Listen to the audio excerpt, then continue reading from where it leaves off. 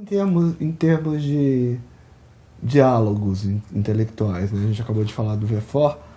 Esse também é um período que a discussão da teoria da dependência está começando a emergir com força. Acho o livro do Fernando Henrique Confalete, se eu não me engano, é 69 ou 70, mais ou menos por aí. Então, esses debates estavam circulando. De alguma forma, isso também estava nas preocupações do senhor? Isso estava um pouco circulando? Eu acho que isso de alguma forma influencia o livro? O que o senhor acha Olha, disso? eu acho que influenciar o livro não influencia. Tá. Agora, que tinha a teoria da dependência estava circulando, e circulando muito, e teve uma longa história de vivência intelectual, teve.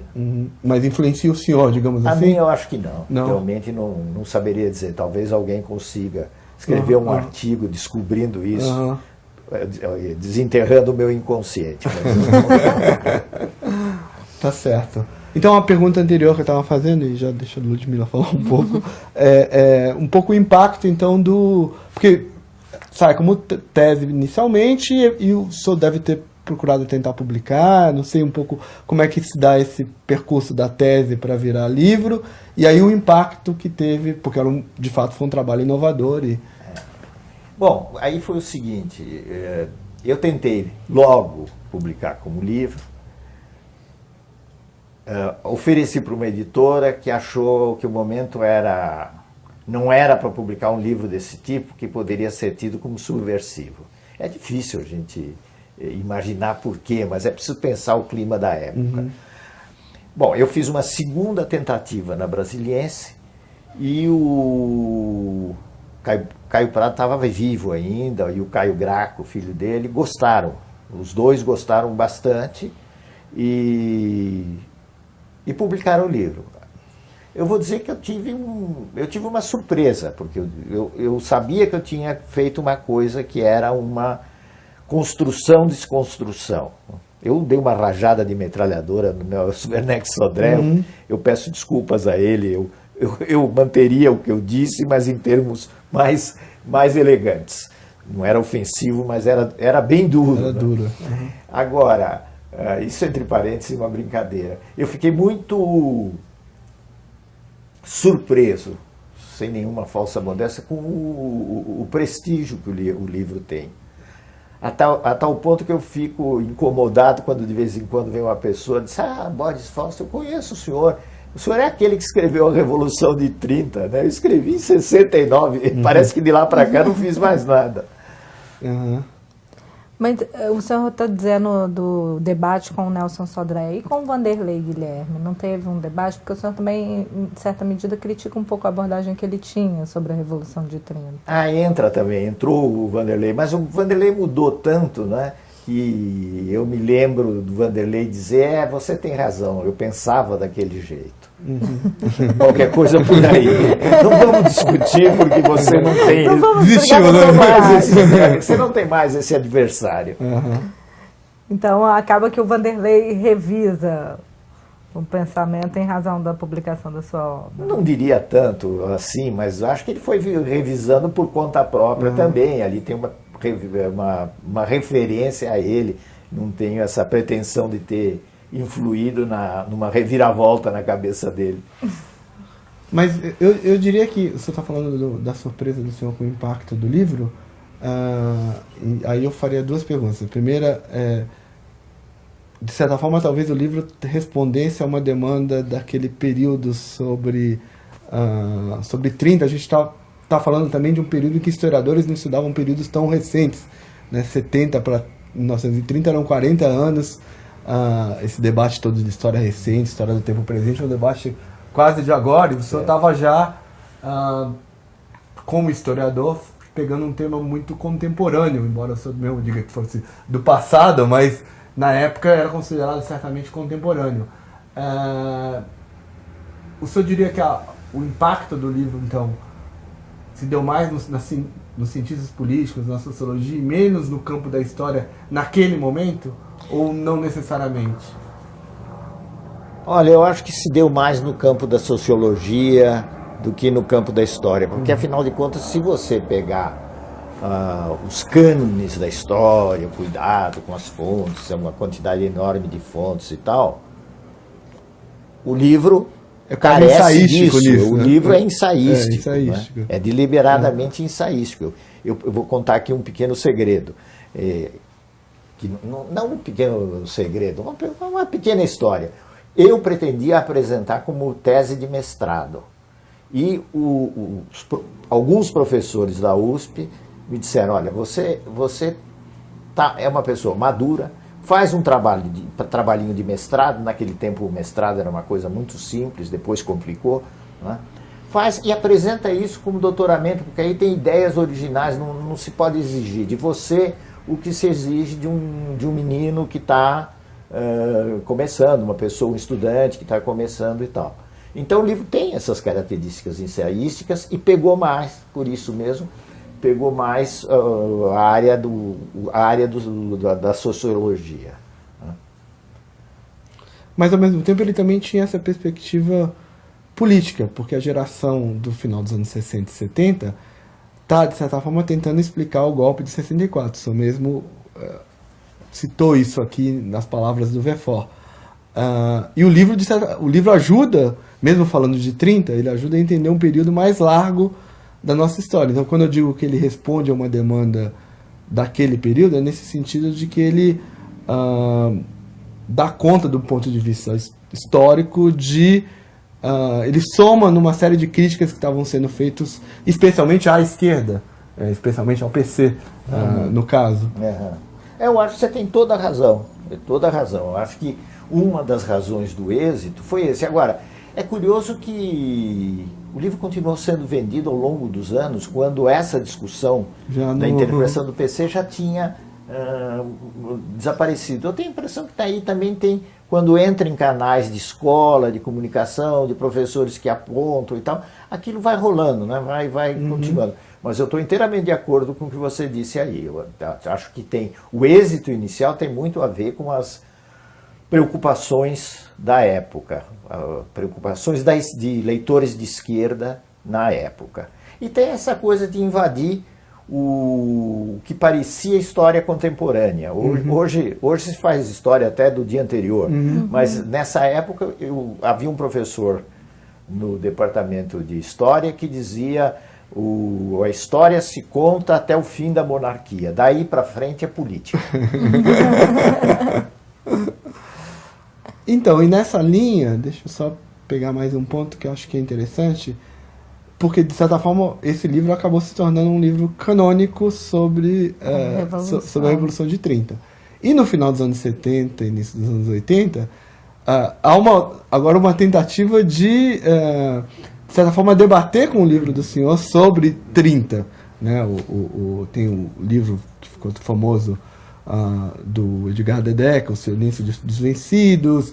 O Vesentini na USP não era só uma coisa da Unicamp, também na USP havia um pouco essa ideia da história dos vencidos, uma certa crítica à própria ideia de revolução, né, que está embutida no livro. Eu sei que o senhor já escreveu um artigo na Novos Estudos respondendo um pouco sobre isso, debatendo sobre isso, mas como a gente está gravando aqui, isso é outra mídia, se o senhor pudesse falar um pouco as impressões do senhor sobre esse debate, que também já é um debate datado, sem sombra de dúvida, mas se o senhor pudesse falar um pouco as impressões e como que, pessoalmente, o senhor sentiu aquilo, já que agora o senhor era o Nelson Werneck Sodré deles.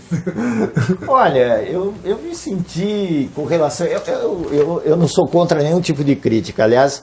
Eu sempre gostei antes de publicar livros, eu sempre gostei que várias pessoas lessem e tal. Não é fácil. Geralmente, não, você faz, tal coisa. E alguns livros meus foram longamente debatidos, houve críticas grandes, muitas delas eu aceitei, então, ressalvo esse ponto. Agora, o livro do Dedeca, eu não sei o que o Dedeca pensa hoje. Eu não tenho a menor ideia, eu não o vejo há muitos anos. E o conheci assim muito superficialmente. Aquilo é o fruto de um ultra-esquerdismo desvairado, em que aquilo vai contra os fatos, aquilo vai contra a realidade. Só para dar um exemplo, pensar que o Bloco Operário Camponês tinha possibilidades de tomar o poder é pensar que o PSTU vai tomar o poder. Não vai. E se tomar, é grave. Então, quando vem uma coisa desse tipo, né, eu levei tempo até para responder, aí insistiram comigo que eu devia fazer uma coisa e tal. Depois eu fiz esse artigo que você lembrou do Sebrae, e houve gente que disse, mas você foi muito suave, você tinha que desancar. Não era o caso de desancar. Eu não sei se ele ainda pensa assim, ou se ele dá qualquer importância a essa visão. Eu realmente não dou. Mas o ponto também, eu acho que, tentando situar o debate intelectual do período, que aí já é um outro momento diferente do final dos 60 e início dos 70, que já é esse período final dos 70 e início dos 80, que tem toda essa tentativa de desconstrução historiográfica e que, de certa forma, esse tema da Revolução apareceu. Você não acha que também tem um pouco a ver, para além assim, das deficiências, das supostas deficiências historiográficas do livro, tem um debate maior, eu diria. Mas eu diria, já que tem um debate maior, quer dizer, tem uma relação com o quadro intelectual, com o clima intelectual daquele momento. Aí é interessante, realmente. Né? Eu acho que você pegou bem. Há ali uma coisa bizantina, não é? Uma discussão bizantina sobre o que é revolução, se isto é revolução, se aquilo não é, se não houver transformação, se uma classe não derruba outra, não é revolução. Enfim, há um nominalismo aí que, como explicação, leva a muito pouca coisa, mas que era uma coisa da época. Acho que mais forte ainda era a coisa da história dos vencidos, que se converteu numa verdadeira moda. Eu acho interessante você fazer a história dos vencidos. Só que naquele caso, os vencidos não estão estruturados. Quem é que perdeu? O Bloco Operário Camponês é muito pouca coisa. E se quiser fazer uma provocação, a gente diria que vencidos foram os aristocratas na França que perderam o pescoço. Então você pode fazer uma história dos vencidos falando dessa gente. É uma história de uma monarquia superada, né, pela evolução e tudo mais, mas é uma história dos vencidos. E de lá para cá, o senhor acha que, dos anos 80, nesses últimos 30 anos já, né? O que o senhor acha que a gente poderia colocar como que a Revolução de 30, os acontecimentos em torno de 30, ainda podem ser instigantes do ponto de vista do debate historiográfico, né? Tem tido várias discussões sobre continuidades e descontinuidades do pré-30 para o pós-30. O senhor mesmo no prefácio da versão mais recente da Revolução de 30 cita alguns temas que o senhor revisaria, talvez. Será que o senhor poderia dar da perspectiva do senhor, um pouco o que lhe parece inovador, interessante, e ainda alguns temas que poderiam ser instigantes em torno de 30, considerando que a gente completa 80 anos da Revolução de 30 esse ano? Como eu deixei há muito tempo de me preocupar com a Revolução de 30, fica um pouco difícil dizer o que é que se deveria fazer. Eu acho que há uma coisa assim que se deveria fazer. Foi aquilo que eu sonhei lá atrás e que está maduro para fazer, não tenho ideia de que... Não estou me recordando, pode ser que esteja cometendo alguma injustiça, não estou me recordando de que alguém tenha feito. Quer dizer, uma análise interpretativa com uma narrativa sólida, fazendo um livro muito mais encorpado. Naturalmente, isso teria... Eu não diria que isso deslocaria alguns eixos, por exemplo. Não teria tanto que brigar com a interpretação burguesia nacional, etc. Eu acho que isso já era. Né? Mas teria que enriquecer coisas que eu, na época, conhecia pouquíssimo. Eu digo isso na introdução de uma edição recente. A história do Rio Grande do Sul. O comportamento das elites políticas gaúchas, que é algo de muita importância nesse quadro. Certo. Das maiores contribuições da sua obra é entender, ou lançar a mão dessa categoria que é construída pelo VFOR, mas que é muito bem utilizada pelo senhor no livro A Revolução de 30, que é o estado de compromisso. Como que o senhor vê a possibilidade de utilizar essa categoria nos períodos recentes, ou o debate político recente? Olha, essa categoria foi bastante criticada. E eu tendo a concordar com muitos aspectos da crítica, né? Não creio que defina muito, eu não creio que seja um conceito, digamos, ou uma noção que renda muita coisa. Eu não iria muito por esse caminho. Bom, então acho que a gente pode voltar um pouco... Só uma última coisa sobre a Revolução de 30 mesmo, assim, que é mais uma pergunta quase semi-provocativa. Mas o que... a Revolução de 30 ainda tem alguma coisa para dizer para o Brasil?